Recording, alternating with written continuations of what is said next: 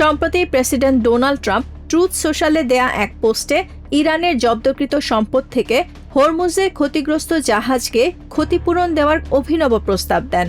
তবে কোনো দেশ ট্রাম্পের এই প্রস্তাব কার্যকরের পথে হাঁটলে হরমুজ প্রণালীতে তারা প্রবেশাধিকার হারাবে বলে হুঁশিয়ারি দিয়েছে তেহরান। মঙ্গলবার আইআরজিসির খাতামুল আম্বিয়া সদর দপ্তরের মুখপাত্র ইব্রাহিম জুলফিকারি জানান, ক্ষতিপূরণ আদায়ে ইরানি তহবিল ব্যবহার করলে সংশ্লিষ্ট দেশগুলোর কোনো জাহাজকে তারা হরমুজ প্রণালীতে চলাচল করতে দেবে না। আমেরিকান প্রেসিডেন্টকে এই বেআইনি পদক্ষেপের পরিণতি সম্পর্কে সতর্ক করছি। যেসব কোম্পানি বা দেশ ট্রাম্পের প্রস্তাবে সায় দিয়ে ইরানের বাজেয়াপ্ত সম্পদ ব্যবহার করবে, তাদের কোনো জাহাজকে পরবর্তীতে হরমুজ প্রণালী অতিক্রম করতে দেবে না ইরানের সশস্ত্র বাহিনী।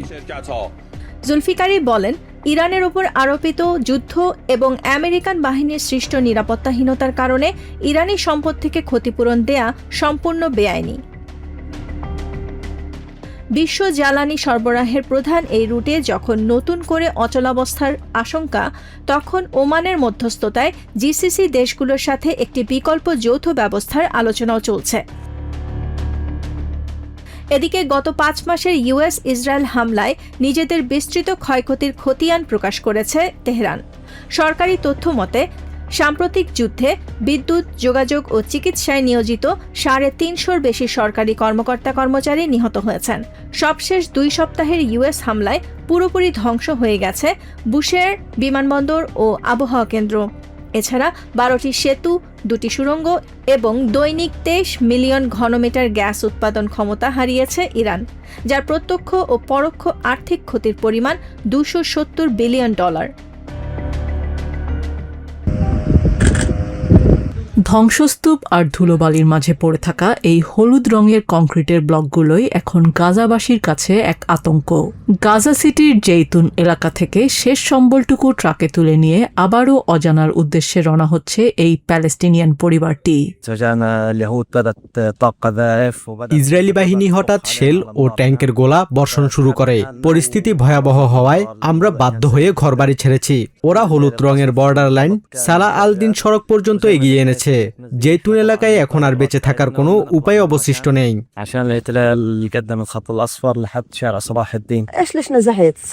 আমরা ঘর ছেড়ে চলে যাচ্ছি, কারণ ওরা একেবারে কাছে চলে এসেছে। খুবই কাছাকাছি হলুদ লাইন বসিয়েছে। আগের দিন ওরা বোমাবর্ষণ করেছে। আমরা এক রাত থেকে সেখান থেকে পালিয়ে এসেছি। এটা আমাদের বাড়ি, দাওলা পরিবারের ভবন, সবাই সেটা জানে। দাওলা পরিবারটি গত বুধবার জেইতুন থেকে নির্বাসিত হয়। শুরু থেকে এ পর্যন্ত 7 থেকে 8 বারেরও বেশি বাস্তুচ্যুত হয়েছেন জেইতুনের বাসিন্দারা। নিরাপদ আশ্রয় তো দূরের কথা, তাঁবু খাটিয়ে সামান্য বিশ্রামের সুযোগও মিলছে না তাদের। ইসরায়েলি প্রধানমন্ত্রী সম্প্রতি একাধিকবার গাজার 60 থেকে 70% নিয়ন্ত্রণের কথা বলেছেন। আসেম দাওলার আশঙ্কা, দখলদাররা পুরো গাজার নিয়ন্ত্রণ নিতে চাইছে।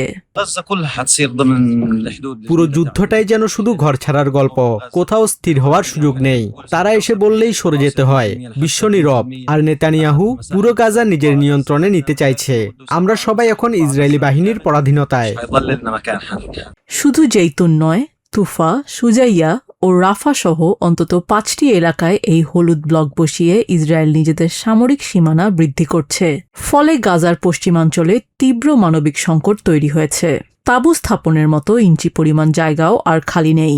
সামান্য আশ্রয়ের জন্য এখন যেন মৃত্যু কামনা ছাড়া কোনো উপায় নেই গাজাবাসীর। বাস্তুচ্যুত প্যালেস্টিনিয়ানরা এখন নিজ ভূমিতেই পরবাসী। বারবার বাস্তুচ্যুত হয়ে নিঃস্ব প্রায় প্রতিটি পরিবার। মধ্যস্থতাকারীদের প্রস্তাবে শান্তির বার্তা থাকলেও বাস্তবে একের পর এক এলাকা দখল করে গাজা উপত্যকার ভূখণ্ড আরও সংকুচিত করছে দখলদার বাহিনী। অন্যদিকে অনাহার আর আতঙ্কের মাঝেই দিন কাটছে গাজার লাখো সাধারণ মানুষের। জাপানের দক্ষিণ পশ্চিমাঞ্চলীয় কিউশু দ্বীপে আঘাত এনেছে 7.1 মাত্রার শক্তিশালী ভূমিকম্প। মঙ্গলবার স্থানীয় সময় 4টা 27 কুমামোটো প্রিফেকচারে ভূমিকম্পের শক্তিশালী ঝাঁকুনির পরপরই কাশিমা শহরের বহুতল এয়ন শপিং মলে বিকট বিস্ফোরণ ঘটে। মুহূর্তেই ধসে পড়ে মলটির 2য় তলা। এতে ভেতরের ইস্পাতের অবকাঠামো বাইরে বেরিয়ে আসে এবং চারদিক ঢেকে যায় ঘন সাদা ধোঁয়ায়। অগ্নিকাণ্ড ও ঘন ধোঁয়ার কারণে ফায়ার সার্ভিসের উদ্ধারকারী দল নিচতলা দিয়ে প্রবেশ করতে পারেনি। ফলে উদ্ধার অভিযান ব্যাহত হয়। পুলিশ জানিয়েছে ধ্বংসস্তূপের নিচে আটকে পড়া বেশ কয়েকজন কর্মচারী ও ক্রেতার প্রাণহানির নিশ্চিত আশঙ্কা করা হচ্ছে। ভূমিকম্পের তীব্রতায় কুমামোটো প্রিফেকচার জুড়ে যোগাযোগ ও বিদ্যুৎ ব্যবস্থা বিপর্যস্ত হয়ে পড়েছে। একাধিক হাইওয়ে ব্রিজ ভেঙে পড়ে, 12টি আবাসিক ভবন ধসে যায় এবং ঐতিহাসিক কুমামোটো দুর্গের পাথরের দেয়াল ক্ষয়ক্ষতি হওয়ার খবর পাওয়া গেছে। ইয়াতসুশিরো শহরের একটি হাসপাতালেই চিকিৎসা নিচ্ছেন অর্ধশতাধিক আহত। দুর্যোগে অঞ্চলটির প্রায় 48,000 পরিবার বিদ্যুৎ বিচ্ছিন্ন অবস্থায় রয়েছে।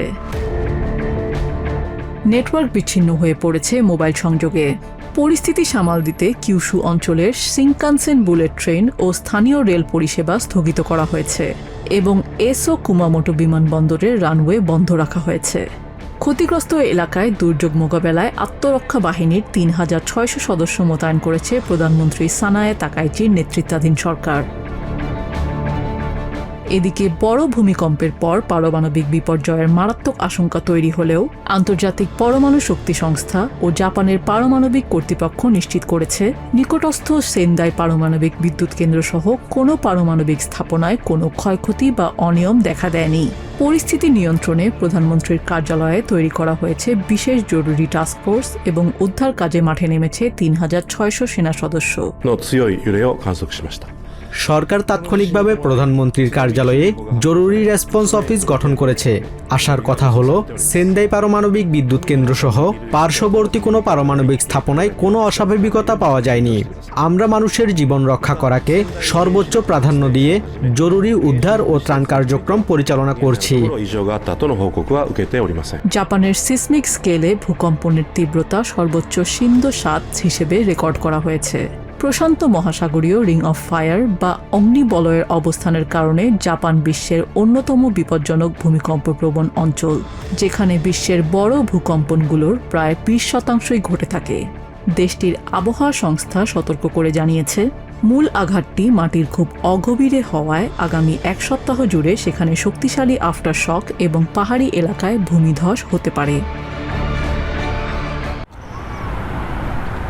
জার্মানির শিল্প ও বাণিজ্যের অন্যতম মূল প্রাণপ্রবাহ রাইন নদী, কিন্তু তীব্র দাবদাহ আর দীর্ঘ অনাবৃষ্টিতে নদীটির পানির স্তর এখন তলানিতে। জার্মান নেভিগেশন কর্তৃপক্ষের তথ্য অনুযায়ী কাউপ পয়েন্টের কাছে পানির গভীরতা আশঙ্কাজনকভাবে কমে দাঁড়িয়েছে প্রায় 1.43 মিটারে, যেখানে বড় কার্গো জাহাজের জন্য অন্তত 2.80 থেকে 3.5 মিটার পানির গভীরতা প্রয়োজন। পানি কম থাকার কারণে জাহাজগুলো পানির নিচে তলিয়ে যাওয়ার ঝুঁকিতে থাকে। কাউপ পয়েন্টে বর্তমানে মাত্র 1.34 মিটার গভীরতা থাকায় জাহাজগুলো পূর্ণ সক্ষমতা নিয়ে চলতে পারছে না। বাধ্য হয়ে তাদের ধারণ ক্ষমতার অর্ধেক বা 4 ভাগের 1 ভাগ পণ্য বহন করতে হচ্ছে। শস্য, কয়লা, আকরিক ও জ্বালানি তেলের মতো গুরুত্বপূর্ণ কাঁচামাল বহনের প্রধান রুট এই রাইন নদী। বিশেষজ্ঞদের মতে অনাবৃষ্টির পাশাপাশি আল্পসের বরফ গলে নদীতে পানির প্রবাহ কমে যাওয়াই এই সংকটের প্রধান কারণ। আর এই পানি শূন্যতার কারণে সমপরিমাণ পণ্য পরিবহনে এখন আগের চেয়ে 4 গুণ বেশি জাহাজ ব্যবহার করতে হচ্ছে। দাবদাহের পাশাপাশি গ্রীষ্মের শুরুতে নদীর স্বাভাবিক প্রবাহ বজায় রাখার জন্য যে বরফ গলার পানি প্রয়োজন হতো, সাম্প্রতিক বছরগুলোতে তা কমে গেছে। ফলে পূর্ণ পরিবহন সক্ষমতা এখন আর পাওয়া যাচ্ছে না। একই পরিমাণ পণ্য সরাতে অতিরিক্ত জাহাজ লাগায় পরিবহন ব্যবস্থা আরও ব্যয়বহুল হয়ে পড়েছে। কম গভীরতায় চলতে সক্ষম বিশেষ কিছু জাহাজ থাকলেও জার্মানিতে তাও অপর্যাপ্ত। 2022 সালের ভয়াবহ খরার মতো আবারও পণ্য সরবরাহ ব্যবস্থা ভেঙে পড়ে জার্মানির অর্থনৈতিক পুনরুদ্ধারের গতি থমকে যাওয়ার গভীর আশঙ্কা তৈরি হয়েছে। করোনা মহামারীর পর থেকেই ব্রিটেনে তরুণদের বেকারত্ব ও পড়াশোনা ছেড়ে দেওয়া শিক্ষার্থীর হার আশঙ্কাজনকভাবে বেড়েছে। 16 থেকে 24 বছর বয়সী অন্তত 1 মিলিয়ন তরুণ এখন পড়াশোনা, চাকরি বা কোনো ধরনের প্রশিক্ষণে যুক্ত নেই। এই সংকট কাটাতেই কারিগরি শিক্ষার মান বৃদ্ধি ও স্থানীয় কর্মসংস্থানের উপযোগী করতে শিক্ষা ব্যবস্থার আমূল সংস্কারের উদ্যোগ নিয়েছেন নতুন প্রধানমন্ত্রী Andy ব্রানহাম। The evidence is where countries have an education system based on that principle of parity, Germany or the Netherlands, they have far fewer young people who end up not in education, employment or training. ডার্বির train প্রস্তুতকারী প্রতিষ্ঠান অ্যালস্টম পরিদর্শনের সময় ব্রানহাম জানান, ইংল্যান্ডের শিক্ষার্থীরা এখন ইংরেজি, গণিত বা বিজ্ঞানের পাশাপাশি কারিগরি যোগ্যতা অর্জন, ইন্টার্নশিপ এবং বিভিন্ন প্রাতিষ্ঠানিক প্রকল্পে সরাসরি অংশ নিতে পারবে, যা তরুণদের এআই চালিত কর্মক্ষেত্রে শক্ত অবস্থান তৈরি করতে সাহায্য করবে। The academic and the technical routes in parity, offering equal paths for all young people.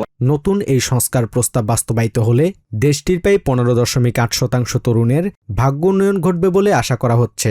বিশ্ববিদ্যালয় ডিগ্রির পাশাপাশি প্রযুক্তিগত দক্ষতাকে সমান প্রাধান্য দিয়ে ব্রিটেনের তরুণদের আন্তর্জাতিক প্রতিযোগিতায় টিকিয়ে রাখাই এখন ব্রানহাম সরকারের লক্ষ্য। ইউরোপ মহাদেশে ক্রমাগত দাবদাহ আর তীব্র খরায় একের পর এক ছাই হয়ে যাচ্ছে হাজার হাজার হেক্টর বনভূমি। স্পেনের বিভিন্ন প্রান্তে এখনও সক্রিয় অন্তত 8টি বড় দাবানল। তবে ফায়ার সার্ভিস কর্মীদের টানা চেষ্টায় পরিস্থিতি কিছুটা নিয়ন্ত্রণে আসতে শুরু করেছে জানালেন প্রধানমন্ত্রী পেদ্রো সানচেজ।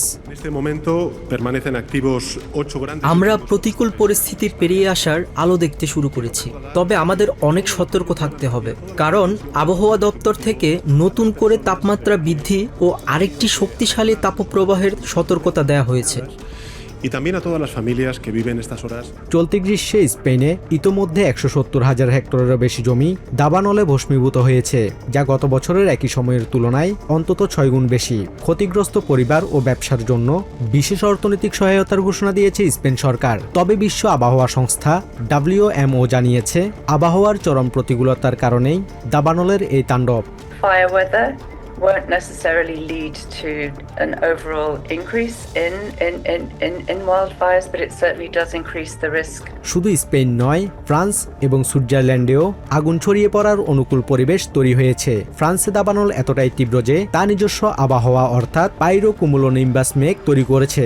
এতে করে নতুন এলাকায় দ্রুত আগুন ছড়িয়ে পড়া ও বজ্রপাতের তীব্র আশঙ্কা রয়েছে। Dry soils, its wind direction has a big impact on the spread of the fires, and what we've seen in France, I've just seen the most incredible image of a cumulonimbus cloud, which is, it's like the big. বিশ্ব আবহাওয়া সংস্থা ও বিজ্ঞানীরা জোর দিয়ে বলছেন, মানবসৃষ্ট জলবায়ু পরিবর্তনের কারণে সৃষ্ট অতিরিক্ত উত্তাপ ও দীর্ঘস্থায়ী খরা সামনে আরও ভয়ঙ্কর দাবানল পরিস্থিতির জন্ম দিতে পারে।